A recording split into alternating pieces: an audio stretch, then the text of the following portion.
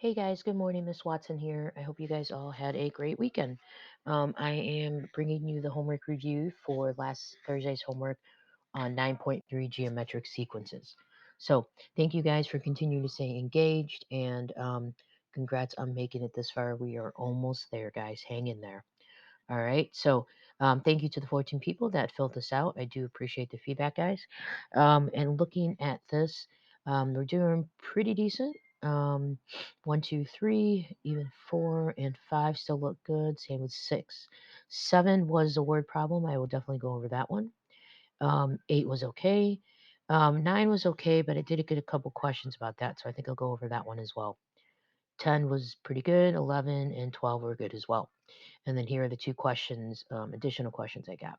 Okay, so let me flip over to my OneNote, and I said I will start with number 7.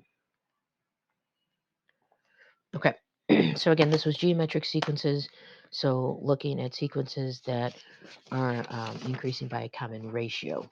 Okay, so number 7 says the corporation earned a profit of $420,000 in its first year of operation. Right away, I'm thinking, okay, that's going to tell me something. That's going to be my A sub 1. Okay. Over the next 10 years, the company's CEO hopes to increase the profit by 8% each year. There's going to be my rate. All right. So R is going to be 1.08, and that might be where we're missing, right? And this is something we've seen all year long. But if you just do 0.08, that's just 8%. You're figuring out what the increase is each year. But you need to figure out what it's going to be the increase plus the original. So the original, right, is 1R, and then the increase would be the 0.08. So you got to do the original plus the 0.08. Um, okay, if the CEO reaches her goal, what will the company's profit? What will be the company's profit in its 7th year? So this is what we're solving for to the nearest dollar. Okay, so we're going to use our explicit formula for geometric sequences, and that is A sub n is equal to A sub 1 times r, our common ratio, to the power of n minus 1. So a sub n, we're solving for that. So a sub 7 is equal to the initial, which was 420,000, times the ratio, which is every year, it's 1.08. And again, that means that's taking the current year, 1, and then adding 8% of the current year. Okay, into the n minus 1. N again is 7, so 7 minus 1. Okay, so you're missing this. N is equal to 7 right there.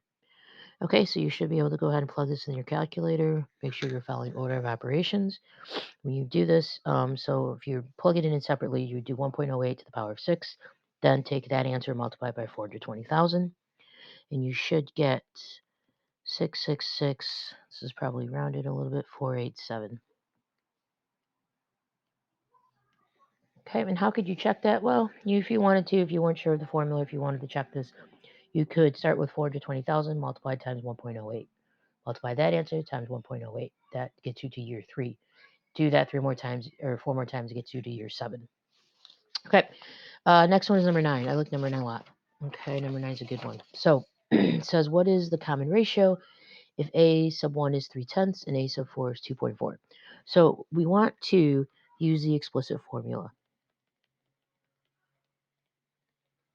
I think in the video, Ms. Wertz may have shown 2 different ways to do it, which both work. I prefer using the explicit formula.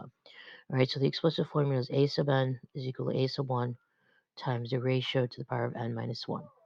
So we know A sub 1, we know another value, A sub 4. So let's change this to A sub 4 is equal to A sub 1 times r to the power of 4 minus 1.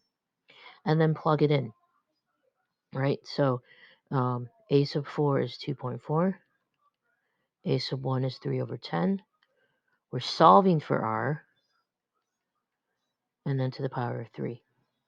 Divide both sides by 3/10. You're going to get 8 is equal to r to the power of 3. Cube root both sides, and you're going to get r is equal to 2. And that's your final answer.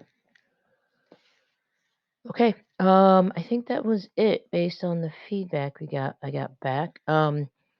Let me just check these questions for 7. Or I'm sorry, I have a hard time understanding most of the problems. 5, 6, 7, 9. I just went over 7 and 9. Um, for 5 and 6, I think the key is the explicit formula for the geometric sequence. Okay, so write this down at the top of your page if you were struggling with today's. A sub n is equal to a sub 1 times r to the n minus 1. Okay, that's going to get through almost all of these. 7 and 9 I went through. Okay. All right, guys, that's it for today. Please do reach out if you have questions. I am more than happy to do one-on-one Google Meets. If you want to get some more direct interaction, the office hours, I was getting nobody. So that's why I'm moving to the one-on-ones. All right. Thanks, guys. Take care.